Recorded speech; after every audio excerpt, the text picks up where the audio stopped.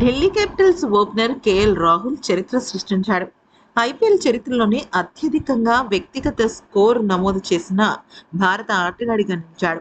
IPL 2026 సీజన్లో భాగంగా పంజాబ్ కింగ్స్తో శనివారం మధ్యాహ్నం జరిగిన మ్యాచ్లో కేఎల్ రాహుల్ 67 బంతుల్లో 16 ఫోర్లు, 9 సిక్స్లతో 152 పరుగులతో బీభత్సం సృష్టించాడు.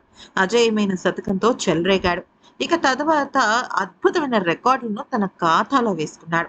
ఇన్నింగ్స్ ఆరంభం నుంచి దూకుడుగా ఆడిన కేఎల్ రాహుల్ 26 బంతుల్లోనే హాఫ్ సెంచరీ సాధించాడు.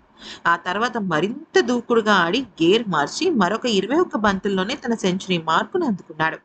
అతని ధాటికి ఈ మ్యాచ్లో ఢిల్లీ క్యాపిటల్స్ నిర్ణీత 20 ఓవర్లలో 2 వికెట్లకు 264 పరుగులు చేసింది. నితీష్ రాణా 44 బంతుల్లో 11 ఫోర్లు, 4 సిక్స్లతో 91 పరుగులు చేయగా త్రిక్లో శతకాన్ని చేజార్చుకున్నాడు. అయితే ఇక ఈ ఇన్నింగ్స్తో కేఎల్ రాహుల్ ఐపీఎల్ చరిత్రలోనే అత్యధిక వ్యక్తిగత స్కోర్ కలిగిన భారత బ్యాటర్గా నిలిచాడని చెప్పుకున్నాం కదా. అయితే 152 పరుగులతో నాట్అవుట్గా నిలిచిన కేఎల్ రాహుల్ ఆ తర్వాత స్థానంలో అభిషేక్ శర్మ 141, అలాగే మళ్ళీ కేఎల్ రాహులే అంటే మళ్ళీ కేఎల్ రాహుల్ 132 పరుగులు, శుభ్మన్ గిల్ 4వ స్థానం, రిషబ్ పంత్ 128 తర్వాత స్థానంలో ఉన్నారు. ఇక ఐపీఎల్ చరిత్రలోనే 3 వేర్వేరు జట్లపైన శతకాలు నమోదు చేసిన ఆటగాడిగా కూడా కేఎల్ రాహుల్ రికార్డు సాధించాడు. పంజాబ్ కింగ్స్, లక్నో, ఢిల్లీ క్యాపిటల్స్ పై రెండేసి శతకాలు నమోదు చేశాడు. తద్వారా సంజు శాంసన్ పేరిట ఉన్న అరుదైన రికార్డును సమన్ చేశాడు.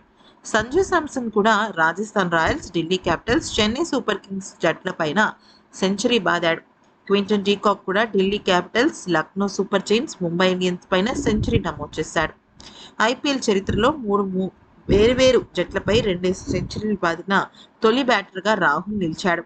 అయితే ఇక ఐపీఎల్లో శతకం బాదిన అతిపెద్ద వయస్కుడిగా కూడా కేఎల్ రాహుల్ నిలిచాడు. ఎందుకంటే కేఎల్ రాహుల్కి 34 ఏళ్ళ 7 రోజుల వయసు.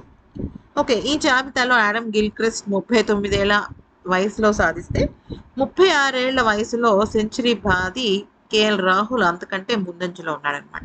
మనం ఇప్పటివరకు అతి చిన్న వయస్కుడిగా మనం పృథ్వీ షాని చూసాం, వైభవ్ సూర్యవంశం చూసాం, ఇలా రకరకాల మందిని చూసాం కదా. ఇప్పుడు అతిపెద్ద వయస్కుడిగా ఆడమ్ గిల్క్రిస్ట్ ఒకడైతే నెక్స్ట్ కేఎల్ రాహుల్ అనమాట.